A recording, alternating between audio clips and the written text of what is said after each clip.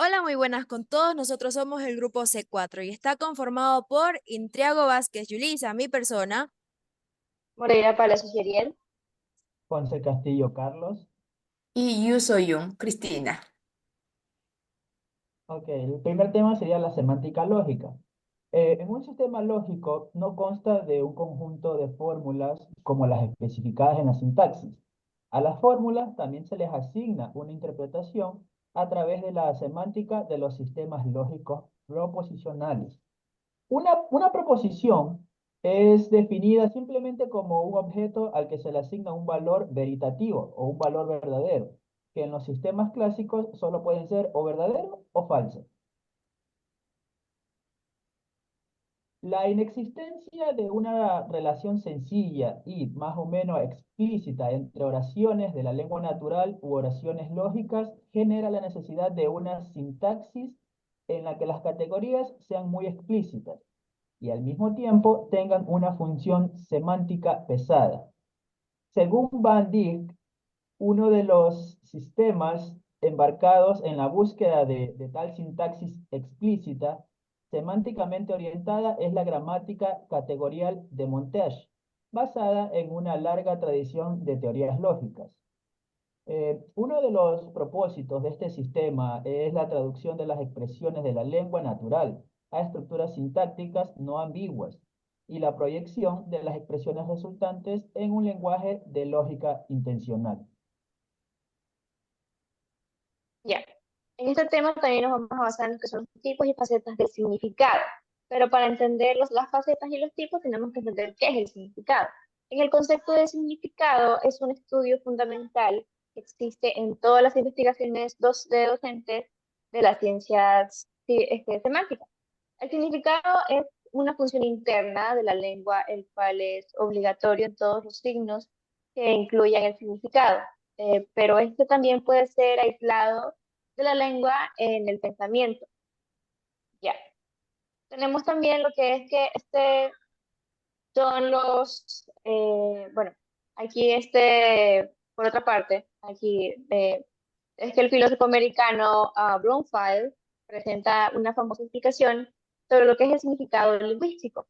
Dice que el significado es la situación en la que emite el que habla y la respuesta que acciona el que la escucha.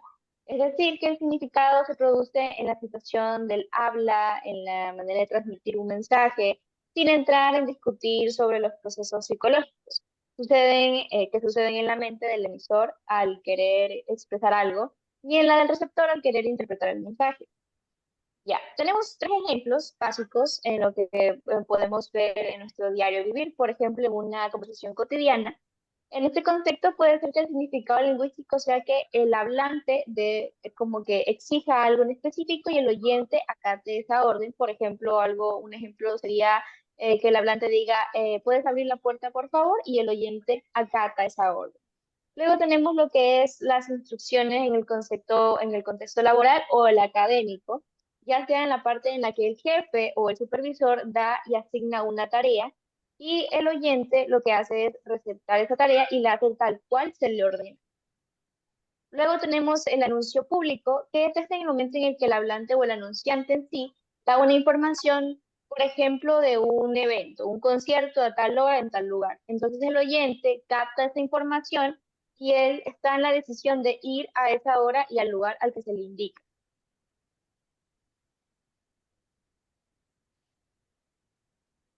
Bueno, el significado denotativo se refiere al sentido literal y objetivo de una palabra o frase, definido tal como está en un diccionario. Es el significado objetivo de la palabra que se refiere a la realidad que la representa. Como ejemplo, el marcador. El RAE dice que el marcador es un instrumento de escritura que puede encontrarse con tinta de diversos colores. Y la pluma es uno de los instrumentos de escritura más populares que utilizamos en la persona para escribir. Y el libro, un libro es una obra que puede ser manuscrita, impresa o pintada, dispuesta en hojas de papel encuadernadas y protegida por una cubierta. Y eso sería el significado denotativo. Y ahora, En cuanto al significado estructural, nosotros tenemos que se extraen de las estructuras lingüísticas como el orden de las palabras en una oración. Esto también comprende tanto los sintagmas como los paradigmas. Un ejemplo claro de esto son los artículos. En ellos podemos ver que si una oración o una frase o un sintagma empieza con el artículo el, la siguiente palabra que nosotros nos esperamos encontrar es una palabra en género masculino, singular. Lo mismo cuando vemos el artículo la siguiente palabra que esperamos ver es la palabra en género femenino que sea singular. Por ejemplo, la carta. Por otro lado, tenemos también los adjetivos, los artículos en plural, los cuales son los y las. Lo mismo, los para las palabras en plural que sean de género masculino, como los perros, nosotros esperamos encontrarnos la palabra masculino plural, por ejemplo, en este caso perros, y en el caso de las, esperamos una palabra en plural de género femenino, por ejemplo, las bicis, las bicicletas. En cuanto al significado contextual, esto nos dice que combina los aspectos tanto denotativos, que los explicó la compañera Soyun, como los estructurales que acabo de explicar, permitiendo así inferir de qué se trata el significado a partir del contexto en el cual se está empleando este lenguaje, destacando así el uso de la contextualización de las palabras. Tenemos un ejemplo aquí, el cual dice, las y se guardan en prados o establos. En lugares fríos, las pi pueden necesitar cobijo si acaban de ser esquiladas o han tenido crías. La lana de la pi debe estar seca desde 1 o 2 días antes de su esquilado para que se pueda manipular. ¿De quién se podría estar hablando? ¿De quién podemos inferir en este contexto? Pues estamos hablando de una oveja, puesto que ellas esquilan, ellas viven en prados y necesitan cobijo después de ser esquiladas. Ahora, por otro lado, el significado asociativo o connotativo se refiere a las asociaciones subjetivas o emocionales que una palabra puede evocar en una persona, más allá de su significado literal. Estas asociaciones pueden ser influenciadas por experiencias previas, cultura, contexto, etc. Siguiendo el ejemplo anterior, el marcador puede traer consigo el significado de la sensación de creatividad y progreso.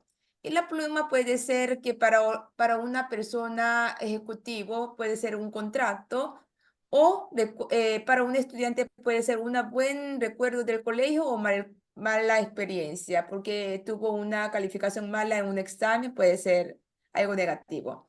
Y el libro connota conocimiento, imaginación, aventura, diversión, etc.